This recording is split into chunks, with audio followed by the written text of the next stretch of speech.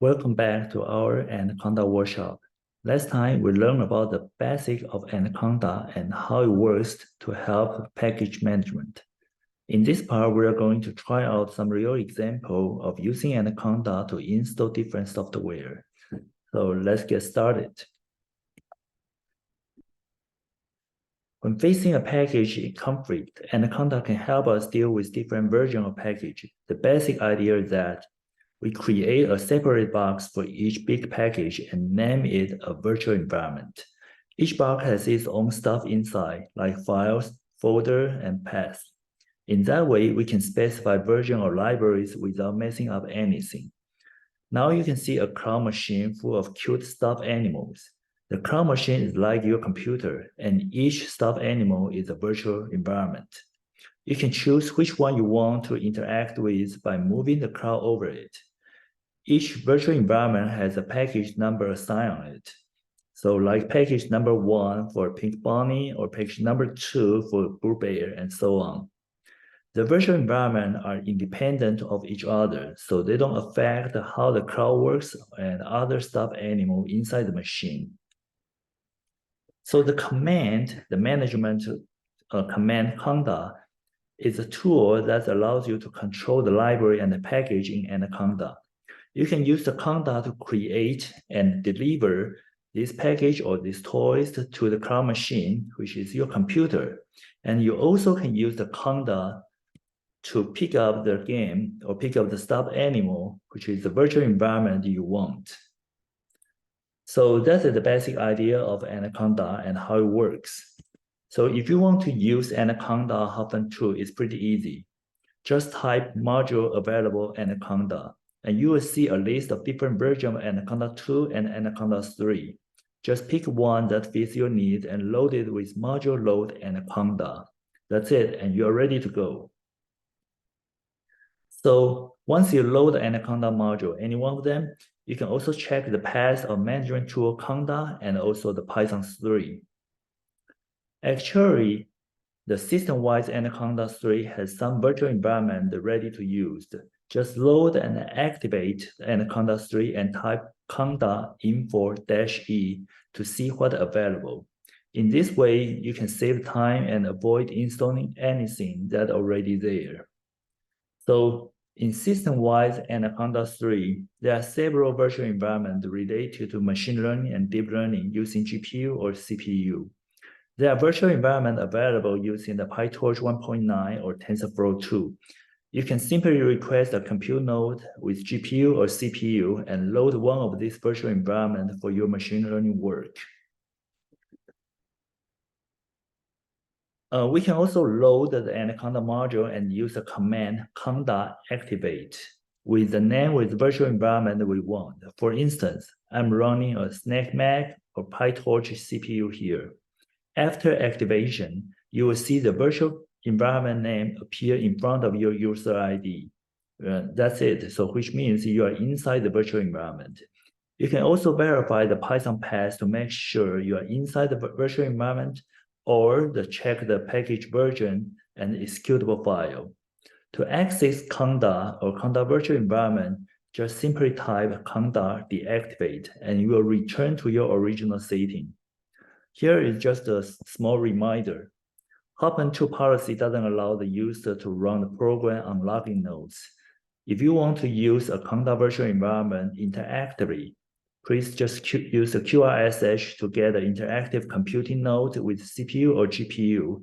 Then you can activate the virtual environment and do your work.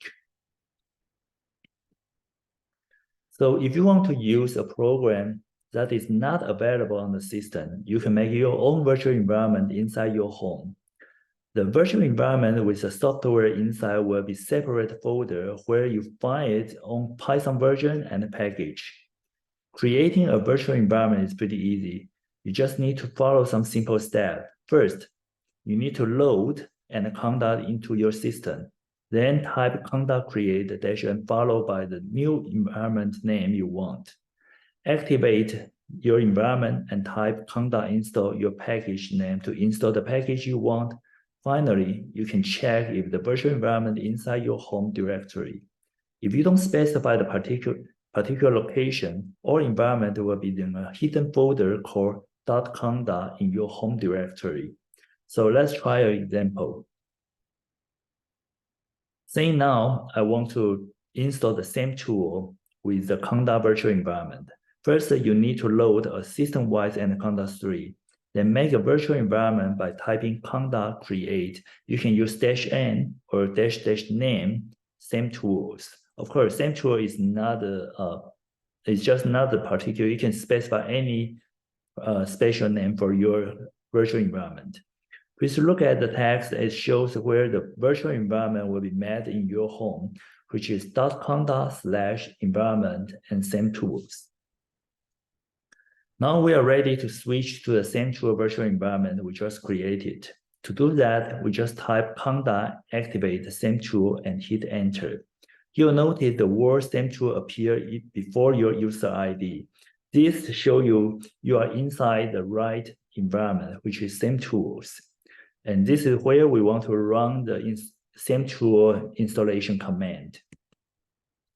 So next, what we need to do is just install the same tool. To do that, we just use the command conda install -c bioconda same tools. The part -c bioconda tell the conda, the management tool, where or which channel to use for downloading the package. A channel, as we mentioned last time, a channel is a source of software packages that have different versions and updates. So please make sure that you check the right channel and the package version before installing anything. So once you run this command, you can just relax and wait until it's finished. So once you finish installing the package, you can just use it in your code or by import it. So to make sure it works, you can print the version number. If you see the version number, it probably works. In the way, you know you have the right package in your virtual environment. When you're done with your work, you can just exit the virtual environment by typing conda deactivate, and you will the entire things will back to your original environment where you started. So installing same tool is pretty easy. Now we take a look at another example. So another example I will show you here is to install BFast using Anaconda. BFast is a Python package for analyzing changes in time series data. It can be used for like satellite image or other seasonal or non-seasonal time series data set in many different fields, such as hydrology, climatology, or even economics. According to the BFast offshore website, installing BFast can be very tricky because it needs some specific version of all the packages. For example, you need the NumPy 1.16.3, Panda 0.24.2, or scikit-learn 0.20.3. If you just use pip install, you will get an error about the package conflict. So you need to double check every single package you want and one by one before you install in the BFast, which is pretty annoying. So another way to using Anaconda is Anaconda allows you to choose the version of every package and the dependencies you need. You don't have to worry about the package conflict because Anaconda can handle it for you automatically. After loading an Anaconda module from the system, just use the installation command with the version of all dependencies you need. Anaconda will double check if there are any package version conflict during the installation process.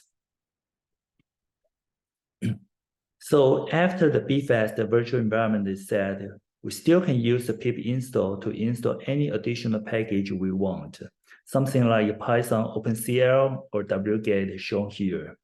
So you have to use conda install first, and any additional things we use the pip install. And of course, you can always check the package version and import the package to see if the program is successfully installed. So if you want to use Anaconda for your Python project, there are some handy commands to manage your virtual environment and packages.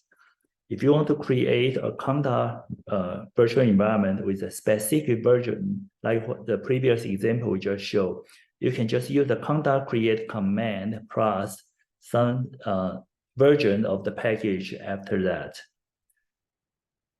By default, Conda will put all the package in your home /.conda and environments. But this might not be right or good for you. If you have a lot of files and you probably don't have enough space in your home, you can choose a different location like project folder or Scratch if you want. If you want to see what package or version you have in your virtual environment, it's easy. You just use a conda list and you will get the output of all packages you have. You can also use some additional option to filter or to specify the format of the list. If you want to use some package that depends on other package or libraries, just use a conda install to get all of them. Conda will take care of any conflict and just the package version for you. You can also use the pip install for any additional Python package you preferred. A virtual environment is a great way to isolate your project dependencies and avoid messing up your system.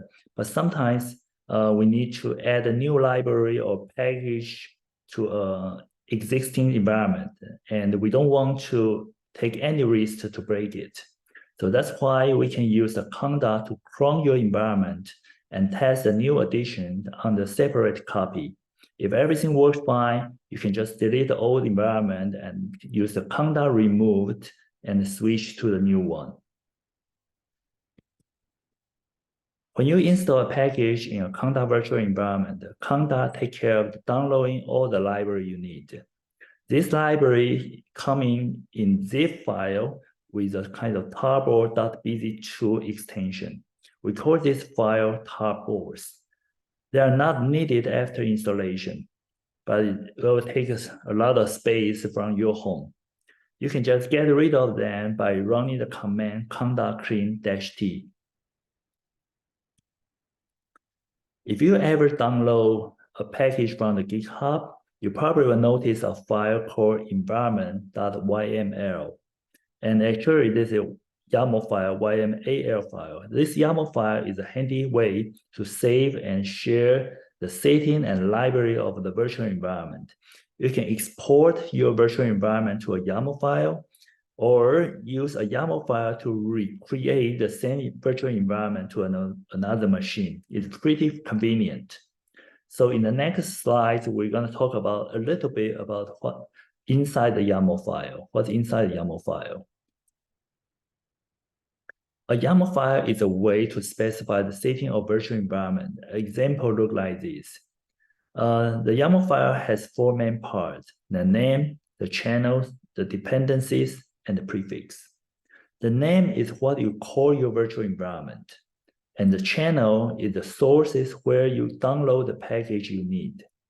The dependents are the list of libraries or their version you want to install. And the last one, the prefix, is the path where you want to create your virtual environment. The YAML file helps you to set up virtual environment easily, but be careful. It doesn't matter what you write in the YAML file. The virtual environment will go into the same place, which is in your home /.conda folder, unless you specify anything else. So which means the prefix doesn't matter, no matter what you write on it. So actually, there are some big differences between installation Python in a normal way or regular way and using Anaconda instead. Here are some of them. The regular installation highly depends on system setup and available modules. You need to know some basic about how to compile and set up packages during the installation. Sometimes you may run into the problem with the Python R package if you have more than one version. If you just want to use one or two packages, you can just simply use the regular installation, which is pip install to install the package, Python package you want. In other ways, Anaconda is able to manage a different Python project. It lets you create a separate environment for each project, where you can install different version and a different package of Python and other software. In this way, you can avoid a conflict issue between your project. Anaconda also supports multiple languages like R, Julia, and more, even C as a result. And that will let you use a simple command to install the update package. If you accidentally mess up a virtual environment, you can just simply delete it and recreate a new one in minutes. Anaconda makes your life easier on working with Python and any other programming language. So by using Conda virtual environment, you can avoid the compatibility issue and the dependency conflict from a regular installation. However, the Conda virtual environment or Anaconda also require more disk space than regular installation, as they store the copies of the package and libraries in each environment. So before you install any package in your home, there might be some question you want to ask yourself. How many packages do I need to use simultaneously? If that's only one or two, maybe you just use the regular installation, pip install, that'll be easier. But if that's a lot of package, maybe you want to separate the package into each virtual environment. What dependents go with this package? How much disk space will this package take up? How compatible is this package with other software I'm using? Answer to this question could help you to find the best way to install and manage your program effectively and efficiently on your own computer and on a shared cluster like Hopin2. So all right, that's all I have for this workshop. If you have any question, please just email us or send a ticket to our support system. Thank you.